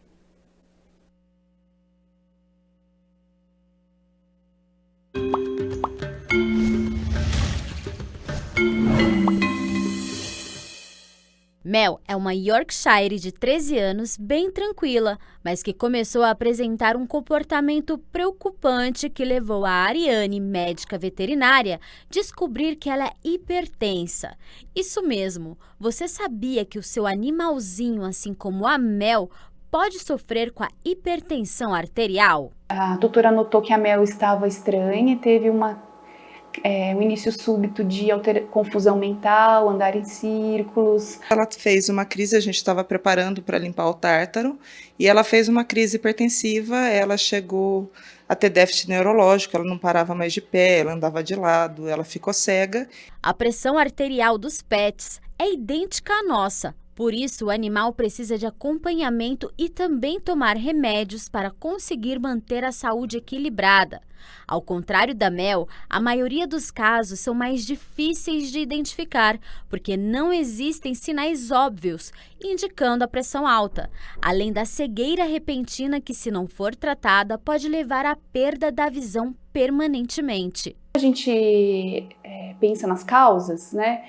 Existem tanto as causas idiopáticas, ou seja, não tem uma causa, né, hipertensão essencial que a gente fala, nos humanos isso é mais comum, né, que está relacionado à genética, né, e a hipertensão secundária, tá? A hipertensão secundária existe uma causa diagnosticada, uma doença, né, que de acordo com a evolução, vai culminar com a hipertensão arterial sistêmica, tá? Então, nos animais, né, geralmente a gente tem que pensar em hipertensão arterial secundária a alguma doença, né? Eu posso já te adiantar, né, que cães e gatos, né, nos cães e nos gatos, a maior causa de hipertensão é a doença renal crônica, tá? A doença renal aguda também pode levar à hipertensão e doenças endócrinas, né? Aí a gente começa a separar um pouquinho. Nos cães, né, existem certas doenças endócrinas que vão levar, né, à hipertensão, e nos gatos outras doenças endócrinas que podem levar. Então, na maior parte das vezes, tem uma causa que a gente precisa investigar. Pode levar a cegueira súbita, né? Esses são órgãos que são muito irrigados, né? Então, se você tem um aumento de pressão nos vasos, né, esses vasos eles vão estar hipertensos, né, e pode até ter descolamento, né, de retina. A gente fala em alterações da coroide, né, e o paciente ele pode ter uma cegueira súbita. Então o órgão mais afetado pode ser os olhos. Os olhos é o que a gente consegue observar mais, porque você vai ver que o animal está trombando em objetos, né? Você pode observar também, mas aí somente no exame, ou quando o animal desenvolve uma insuficiência cardíaca, mas mais fácil você realizar um ecocardiograma e ver que há hipertrofia dos vasos. Então, essa pressão elevada vai fazer com que o miocárdio se hipertrofie. Enquanto para as pessoas a pressão arterial pode ser influenciada pelos alimentos, para os animais isso não faz diferença. Em humanos, a gente relaciona a hipertensão ao sal, né, ao uso de sal na dieta. E assim, em animais, né, a gente tem a ração que é formulada, normalmente eles comem isso, e aí a ração ela já tem uma formulação adequada de sal e geralmente a gente não tem essa associação. Claro que alguns tutores, né, eles dão dieta caseira, às vezes não acompanhado por um nutricionista, um pedaço de pizza, né, alguma outra alimentação que pode ter um pouco mais de sal, mas em animais a gente não vê tanta essa associação. Outra coisa que eu lembrei é que assim, o animal ele pode estar no sobrepeso. O animal no sobrepeso ele pode ter valores de pressão arterial um pouco acima, mas não vai levar a uma crise hipertensiva, né? Porque vamos pensar assim, em cães, né? É mais difícil a gente associar coronariopatias, lesões com formações de placa ateroscleróticas nos vasos dos animais. Então, a obesidade não leva tanto isso no cão. Então, não tem tanto uma hipertensão associada a essa causa da dieta. O diagnóstico precoce, junto com o tratamento da Mel, permitiu que ela ganhasse mais qualidade de vida. Ela é tratável, né? Então, o animal ele pode ir para a emergência, sendo tratamento emergencial, a depender de como se manifestou clinicamente, como a gente conversou há pouco, ou a gente faz um tratamento medicamentoso para casa. Tá? Então, existem essas duas formas. O tratamento é medicamentoso, ou com medicação endovenosa, ou com medicação via oral. Embora a gente vinha anualmente, fazia check-up com a Mel teve essa crise e aí nós voltamos o tratamento e agora já faz quase um mês, ela voltou a enxergar, ela melhorou bastante já a parte neurológica dela, mas é um cuidado que a gente tem que ter.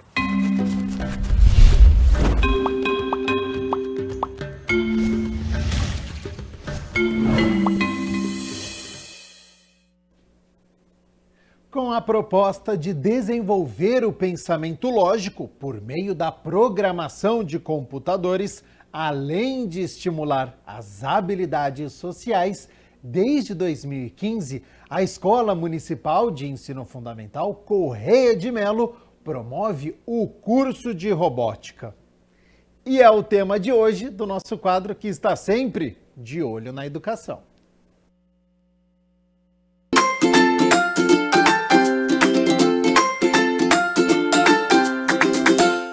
Bom, é o quadro de Olho na Educação e olha só, pessoal, que assunto bacana. A gente vai falar sobre projeto robótica. Então a gente vai entender exatamente como funciona o projeto. Nós estamos na Escola Corrêa de Melo, aqui em Campinas, Escola Municipal. Estou aqui com a Rosana, que é a diretora. Antes de mais nada, muito obrigado por atender a gente aqui. A satisfação é minha receber a TV Câmara na nossa escola, prestigiar o projeto de grande valia, né, dos nossos alunos.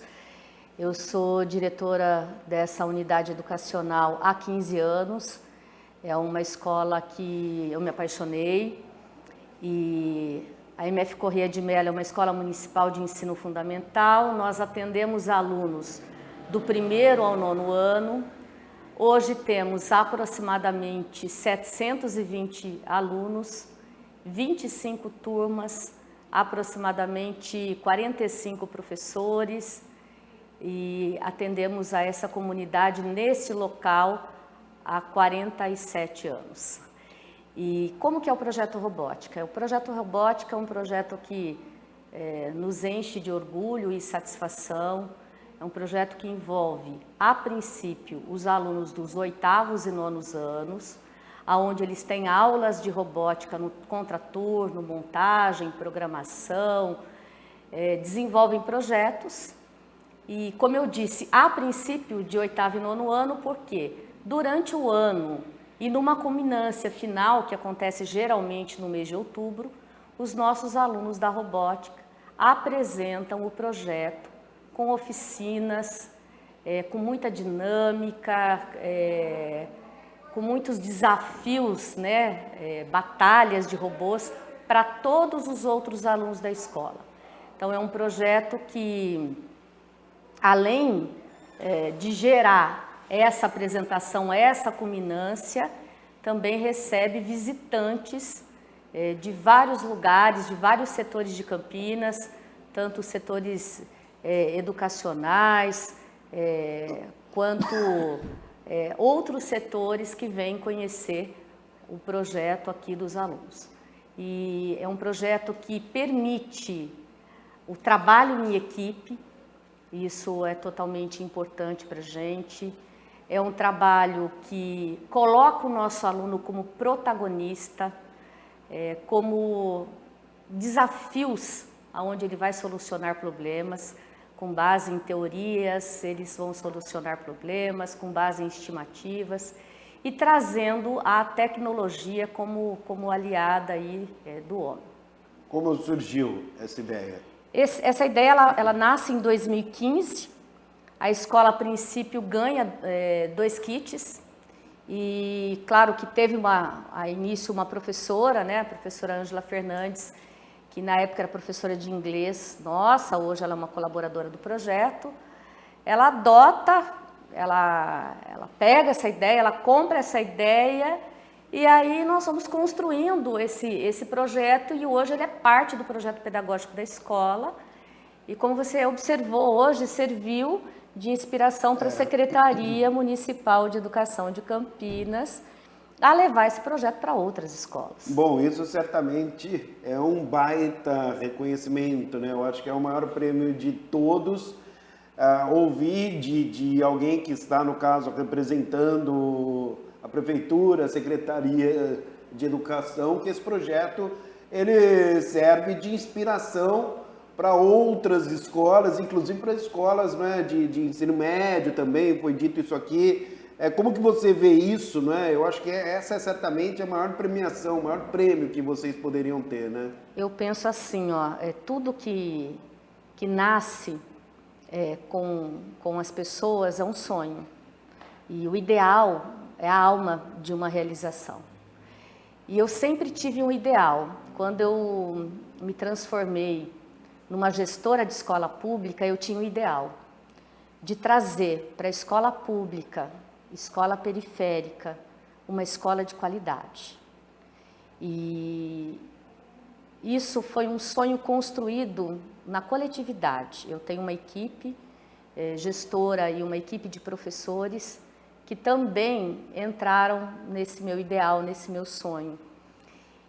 E quando chegamos nesse momento desse projeto ser inspiração para tantas outras escolas E como hoje, receber a visita de Brasília, do Ministério de Ciência e Tecnologia, que está levando inovação para a escola, levando acesso a tecnologia para as escolas, eu sinto que vale a pena, que sonhar vale a pena, que lutar por um ideal vale a pena, mas eu também chamo a atenção, né, dos nossos governos para apoiar o que nasce da escola pública, porque os nossos alunos merecem e têm direito de uma educação realmente de qualidade no sentido amplo. Bom, vamos ouvi-los então, né? Sim. Muito obrigado. Eles são os nossos grandes protagonistas desse projeto. Valeu. Tá? Muito obrigada. Bom, a gente segue rodando agora para ouvir os estudantes, né? Entender um pouquinho como funciona, não é? Tô aqui com a Mariane. Tudo bom, Mariane? O que você está segurando aí? Conta pra gente. Então, aqui agora eu estou segurando um robô coletor de lixo. Ele auxilia as crianças a ter a conscientização de que devemos coletar para ajudar o meio ambiente a não poluir. Bom, e esse é um tema bastante atual, né? Que tem sido muito comentado e tudo mais, né? Como foi a repercussão aqui na escola, entre os alunos, a respeito dessa questão, desse tema que envolve o meio ambiente, né? Essa questão do lixo. Então, atualmente, vem sendo bem pautado essa questão do meio ambiente. Então, a gente achou uma ideia legal de se introduzir isso na robótica. Na Semana da Robótica, a gente mostrou para conscientizar mesmo as crianças, a mostrar que devemos proteger o meio ambiente. Não devemos jogar lixo nos mares, nos rios, então devemos ter essa coleta. Essa conscientização, né, pessoal, é super importante, realmente fundamental. E como que surgiu essa ideia, Mariane? Então, essa ideia surgiu com a ajuda do nosso professor Barbucci e da professora Ângela. A gente decidiu criar um robô que auxiliasse mesmo a ensinar as crianças a fazer o bem. Então, a gente pensou, e se a gente ensinar a criar um robô que vai ajudar a humanidade nesse tema tão pautado que é o meio ambiente. E foi um trabalho de muito tempo esse robô? Foi um trabalho bem dificultoso, porque aqui ele tem um servomotor e ele faz todo o movimento, é algo bem complexo. Ah, é? Ele Sim. faz todo o movimento? Sim, porque ele coleta o lixo do chão, logo em seguida ele ergue e leva para o receptor, que lá ele joga. Que bacana isso. Sim. Deve ter sido um trabalho realmente de muito estudo também, Sim. né? Valeu, muito obrigado por falar com a gente. Obrigada. Bom, agora a gente vai bater um papo com a Maria Luísa, que está segurando um outro robô, é isso? Isso, o robô pescador. Como que é esse robô pescador? O que ele faz? Ele leva as crianças até a pescar. A gente usa 2 sensores de luz e um de cor e também a vara que a gente teve que ver o ângulo e fazer na nossa impressora junto com o peixinho. E como foi fazer esse robô? Foi bem trabalhoso porque a gente teve que usar vários sensores, saber o ângulo da vara, a gente teve que também esperar a impressora fazer, colocar o imã aqui e aprender como usar ele também. Como que surgiu essa ideia de fazer esse robô pescador? A gente surgiu a ideia porque a gente tinha uma máquina impressora e a gente queria muito saber como usar ela. E aí a gente decidiu usar no nosso projeto da Semana da Robótica para que as crianças também pudessem conhecer e a gente também conhecer. Bom, a gente ouviu aqui que a escola tem servido de inspiração para outras escolas, até para, enfim, para a Secretaria de Educação. Você na condição de aluna aqui, como que vê tudo isso, assim? Deve bater um baita orgulho, né? Sim, é um baita orgulho, uma baita inspiração de poder estar estudando aqui e poder estar conhecendo isso, que muitas outras escolas não podem, mas eu espero que possam conhecer esse projeto. Ele é bem legal, dá para você conhecer várias novas coisas na parte de montagem, de coordenação fina, de programação. É bem difícil, então eu acho que se as outras pessoas pudessem conhecer seria mais fácil, se a gente tivesse mais também seria bem mais fácil. O que esse tipo de trabalho tem ajudado vocês? No que, principalmente? Na questão da pedagogia, ele tem ajudado a gente a saber sobre a coordenação fina, que é como montar os ângulos, as peças que são pequenas, bem detalhadas, a questão dos sensores, das máquinas que a gente também está recebendo, da programação que a gente teve que aprender. Então, assim, foi várias coisas que a gente ensinou. Você já pensa em profissão, assim, quer seguir alguma área ligada à tecnologia? Eu acho que depois disso eu penso em engenharia ou em pessoal? alguma parte Acabou de te ajudando administração. também a Sim, decidir. criou um sonho, uma inspiração. Muito legal, bacana. Parabéns para todas vocês, todos os alunos aqui. Valeu? É isso aí, vamos em frente. Exatamente. Bom, pessoal, eu sou o André Aranha e já sabe, né? Tô sempre, de olho na educação. Tchau!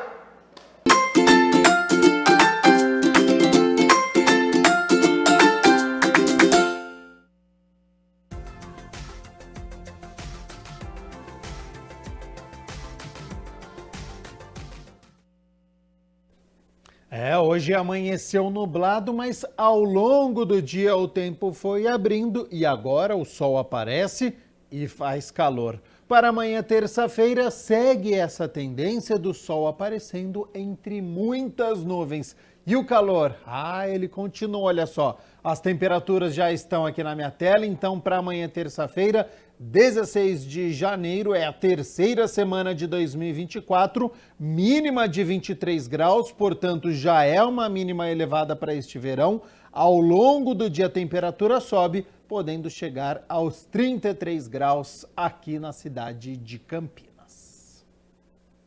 Olha só, comecei a edição de hoje praticamente falando sobre emprego com as vagas do CEPAT Campinas e eu vou falar agora, terminar o nosso Câmara Total, com mais oportunidades para você que está nos acompanhando, porque estão abertas inscrições para um curso gratuito de especialização em operação do sistema elétrico de potência, promovido pela CPFL Energia em parceria com o Senai. São 20 vagas disponíveis para homens e mulheres com formação técnica em eletrotécnica, eletrônica e eletroeletrônica ou a mecatrônica e que tem que residir aqui na cidade de Campinas e também região.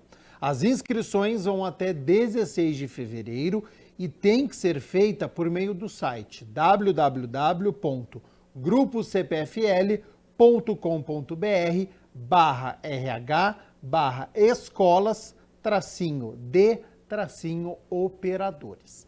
Os interessados em participar deste curso devem ter no mínimo 18 anos e residir aqui em Campinas ou região. O processo seletivo vai ser aplicado entre 19 de fevereiro e 20 de março.